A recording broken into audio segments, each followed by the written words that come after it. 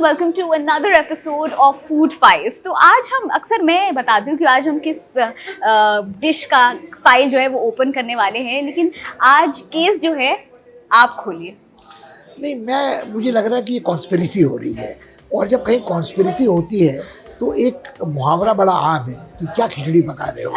तो मुझे लगता है कि आप चाहे न चाहे मैं तो खिचड़ी पकाने के मूड में हूँ। बिल्कुल, तो चलिए खिचड़ी पकाते हैं। देखिए, खिचड़ी के बारे में बड़ी गलतफहमियां हैं। हाँ। एक तो लोगों को ये लगता है कि खिचड़ी वो खाना है जो बीमार आदमी का खाना है, बिल्कुल, या बूढ़े आदमी का खाना बिल्कुल। है। जब भी जैसे भी बीमार पड़ती हूँ घर पे मूंग की खिचड़ी पतली वाली खाने को मिल जाती है। और या कोई आदमी बहुत बूढ़ा है, दांत गल गए हैं, पतली खिचड़ी उसको खिलवा दी, ऐसा कुछ तो कुछ नरिशमेंट, पौष्टिक तत्व पेट में पहुंच जाएगा।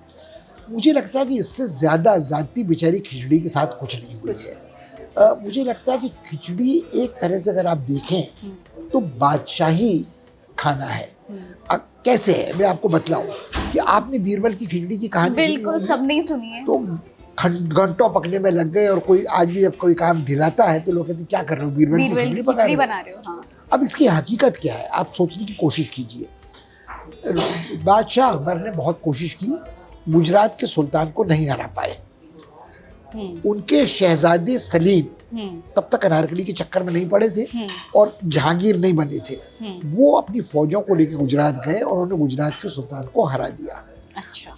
एक तरह से गुजरात का जो खाना है वो खिचड़ी है, बाजरे की खिचड़ी। प्रधानमंत्री ने भी उसको विश्वविख्यात बनाया हुआ है। बिल्कुल। तो एक तरह से जब जहांगीर लौट के आए तो उनकी, जहांगीर नहीं थे तब तो सलीम थे, उनकी जीत का जो जश्न मनाया गया उसके दो हिस्से थे। फतेहपुर सीकरी नाम का शहर बसाया गया और उनको वो खाना खिलाया गया जो वो पचा के आ रहे थे, यानी तुमने गुजरात को न केवल खा लिया बल्कि पचा भी लिया। तो उनके लिए जो खास खिचड़ी पकाई गई उसका जिम्मा सौंपा गया बीरबल को, जो नवरत्न थे और खासुल खास नाक का बाल थे अकबर की। उस खिचड़ी में मेवे थे, मांस था, क्या था और क्या नहीं था। तो वो इतनी लाजवाब, आपने बिल्कुल सही फरमाया, उसका नाम ही लजीजा था। वो इतनी जायकेदार थी कि लजीजा कहलाती थी। और इसका जिक्र भी सलमा यूसुफ हुसैन ने अपनी एम्परर्स पीस में और व्हाट द मुगल सेड वगैरह में किया है। तो औरंगजेब तो सिर्फ खिचड़ी खाता था, मगर औरंगजेब का जिक्र थोड़ा रुक के करेंगे। इस खिचड़ी को बनने में बहुत समय लगा, क्योंकि उस समय तो प्रेशर कुकर थे और उससे राजकुमार के लिए बन रही थी जो वो अगला मुगल बादशाह होने वाला था। तो उस खिचड़ी को बनने में बहुत समय लगा, तो इसलिए वो बीरबल की खिचड़ी कहलाने लगी। वो शाही खिचड़ी लजीजा थी। अब खिचड़ी का आप अगर मूल देखना चाहें, हाँ। ये बिल्कुल, ये न समोसा है न बिरयानी, ये इस देश की संतान है। अब वैदिक साहित्य में भी आपको खींच का उल्लेख मिलता है और बाद में भी मिलता है। अल-बरूनी जो हिंदुस्तान में आए करीब 1000 ईस्वी के आसपास, आज से लगभग कितना 1200 साल पहले, हाँ। 1000 साल पहले, 1100 साल पहले, उन्होंने कहा कि हिंदुस्तानी आदमी का बेसिक खाना खिचड़ी है। वो दलिया नुमा बनाकर खिचड़ी दाल चावल मिलाकर खाता है, और जो सौभाग्यशाली हैं वो 2 जून खाते हैं, वरना 1 जून ये खाना, पौष्टिक खाना काफ़ी होता है।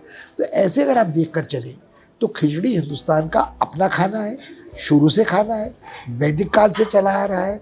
और इसमें आज अगर आप किसी न्यूट्रिशनिस्ट से बात करें तो वो कहेगा बिल्कुल परफेक्ट खाना है। दाल है, प्रोटीन्स है, वेजिटेबल प्रोटीन्स है, चावल है, वो दोनों मिलके एक दूसरे को कॉम्प्लीमेंट करते हैं। बैलेंस डाइट क्रिएट होती है। बैलेंस डाइट होती है और दोनों के जो गुण हैं वो बढ़ जाते हैं मिलके खाने से। आप दाल भात भी खा सकते हैं, मगर खिचड़ी में एक ही डिश बन गई तो कोई चक्कर ही नहीं है।